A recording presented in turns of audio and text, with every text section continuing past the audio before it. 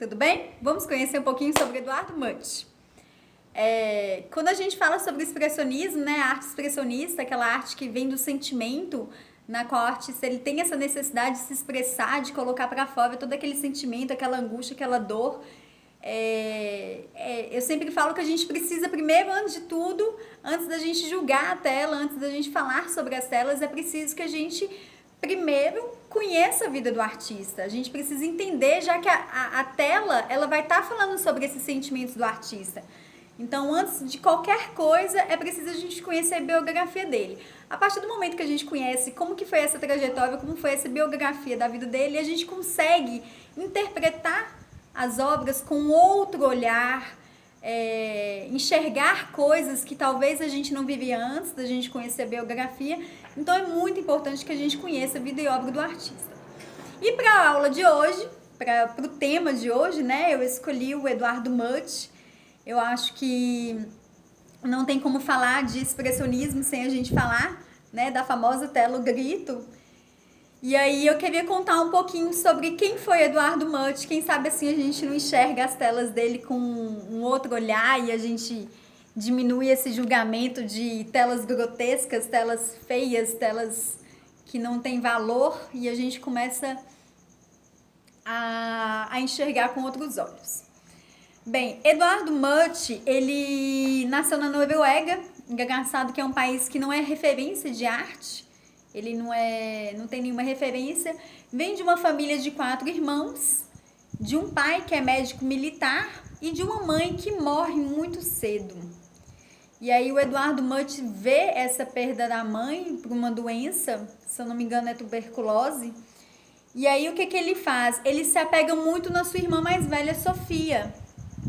E ele tem esse apego com ela, é como se a Sofia conseguisse substituir esse ninho que a mãe infelizmente deixou. E aí ele vai e perde também a Sofia, a sua irmã. E aí no meio daquele caos ele consegue perder também essa irmã mais velha.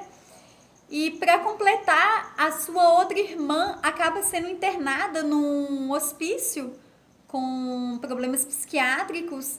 Mas quando quando o Eduardo Munch achou que já tinha visto tudo que ele podia ver, que já tinha sofrido tudo que ele poderia sofrer, eis que finaliza com chave de ouro a perda do seu pai. Por mais que o pai não era tão presente, né? Ele era médico militar, mas era um pai.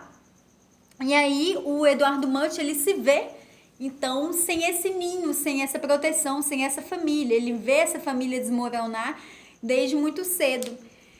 E a sua tia acaba adotando ele, né? Chama ele para poder morar com ele.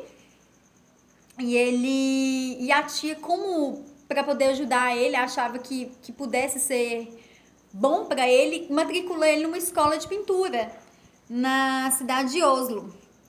E aí ele começou a pintar. E o interessante é que nas suas pinturas, a morte, o tema morte, sempre acompanhou ele. Então, é uma temática que tá perto dele, é uma vivência dele, né? Desde muito cedo ele teve que lidar com várias perdas.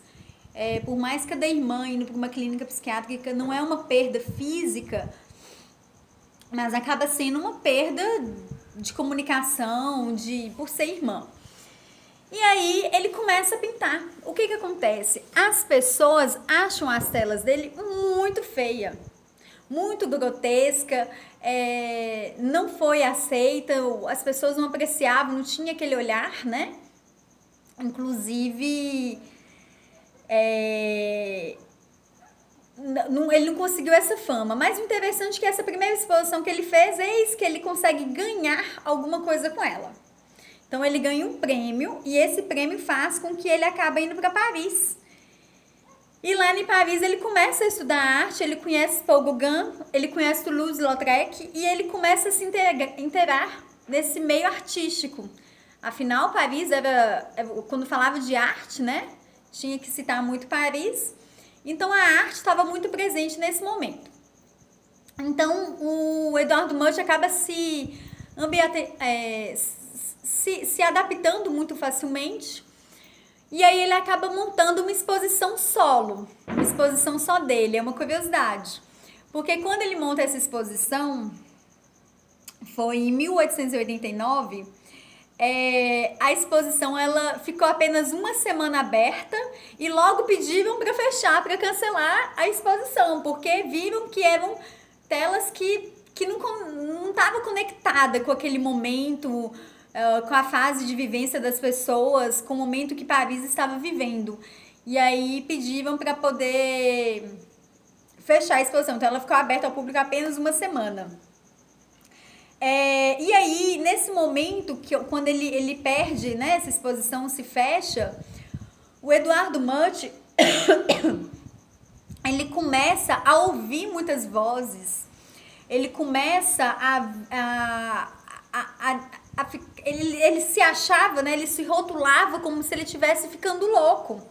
Ele até conta que achava que o diabo estava perseguindo ele. E ele fala isso assim, que foi um momento quase que de loucura que ele estava passando.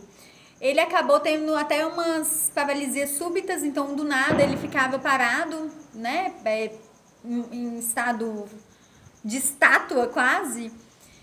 E aí o interessante é que o próprio Eduardo Mutt, ele mesmo se encaminhou, ele se rotulou que ele não estava legal e ele mesmo foi para uma clínica psiquiátrica e falou, vou curar essas loucuras que estão na minha cabeça que eu tô ficando louco.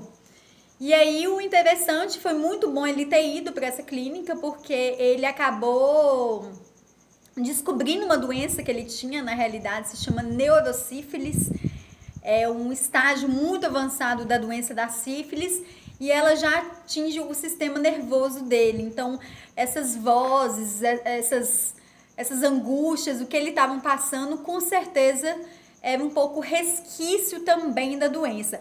Lógico que a gente tem que parar para pensar que vem todo com um processo, desde quando ele era novo, começou com a perda da mãe.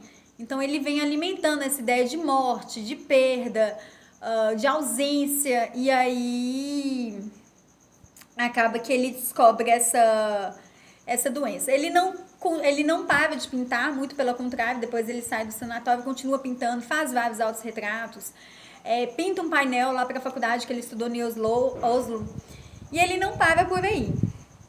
Mas ele morre com 80 anos de idade, infelizmente com complicação dessa doença, né? Ela já, quando ele descobriu, já estava num estágio muito avançado, então não sobrou muitos anos de vida para ele. Mas a partir do momento que a gente entende um pouco da vida dele, de sofrência, de perda, de vazio, de ausência, dessa falta do ninho, a gente consegue entender toda a dor e o sentimento que ele tentava passar para dentro das telas. Então é um momento que o artista ele consegue expressar, ele consegue captar aquele sentimento e desabafar e colocar e se inspirar nessa tela. A própria tela O Grito de Eduardo Mutt, para quem não conhece, aquela que tem uma pessoa com a mão na orelha, ele descreve essa tela em uma carta e ele fala que ele estava caminhando sobre um...